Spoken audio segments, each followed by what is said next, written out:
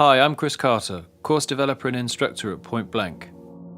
This tutorial gives you a flavour of what you can expect on our online courses.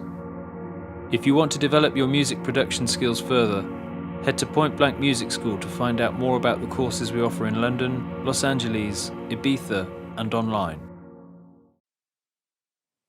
As we've seen in several previous videos, Absynth is a really versatile instrument with loads of different features. As well as all the filter types, we have the modulation types, the frequency shifter, the ring modulator, we have wave shapers here which we can use to distort the sound, and we have the effects such as the etherizer and the various different delay modes. But we're not restricted to using any of these features only within the synth using oscillators.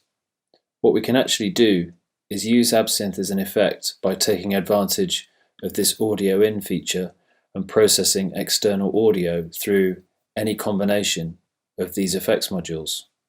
And this can be done either on an insert or on a bus. What I'm going to do on this example is take several channels, in this case a multi-track vocal, and I'm going to process them all at the same time through the same Absynth. So I'm going to take all 4 channels, send them to a single bus, all at the same level, and on the return I'm going to load up Absynth MFX or multi-effects. What I need to do now is go to the patch window where I will see that audio in is already selected, but in this case we're going to be working in stereo. And by default you can see that the etherizer has been enabled here. And if we take a quick listen, I close my eyes to say goodbye to being lonely. Baby, I'm yours to find. we can hear the effect. This doesn't mean that we're restricted to using the effects that we find in this page though. We go to the patch window and turn this off, we'll hear the external audio being processed through any modules that we enable here. So to hear this more clearly, what I'm going to do is just solo Absynth, and a first very simple example would be to load a low pass filter, and we'll hear the filter cutoff being adjusted as I bring this value down.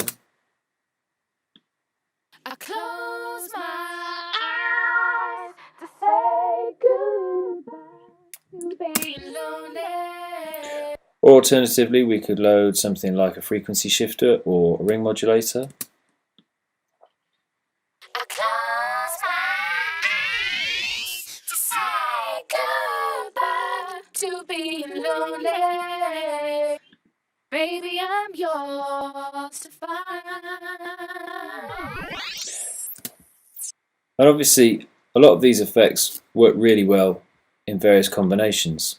So sending a ring modulator to the etherizer, for instance, I close my eyes to say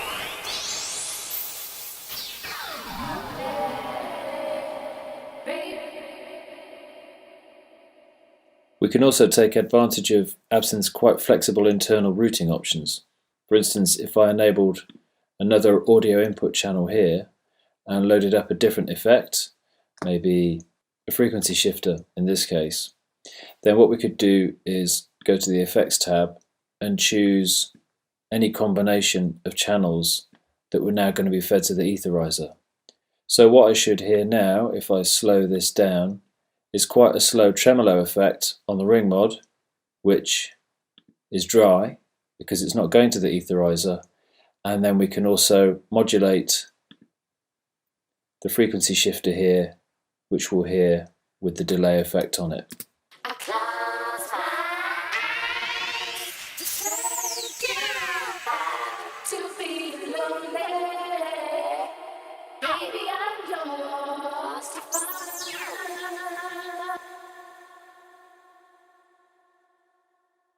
Finally, there's a couple of things that we'll need to do if we want to automate any of these effects, which we're quite likely to want to do in the case of things like ring mod and frequency shifter. So what I'm going to do first of all is create a lane for the auxiliary track in my arrange window by pressing Control click and saying create track, and that's now appeared here. And what I would normally be able to do is to just put this into touch or latch and adjust a parameter and automatically see that being written. But that's not happening. And the reason for that is, if we go to Absynth, you can see that we don't have all of the parameters of the instrument available, but what we do have are these macro controls. So the macro controls appear here on the Perform tab, and what I can do is select one of these for any parameter that I like by control clicking on that parameter, first setting the maximum value as I would do for an envelope, selecting macro control. When I go back to Perform, you can see that we now have a slider, and with this still in touch or latch,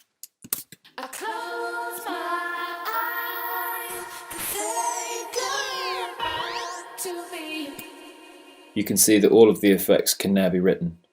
And with 12 macro controls, that should be enough, depending on what modules we have loaded, to automate pretty much anything we want.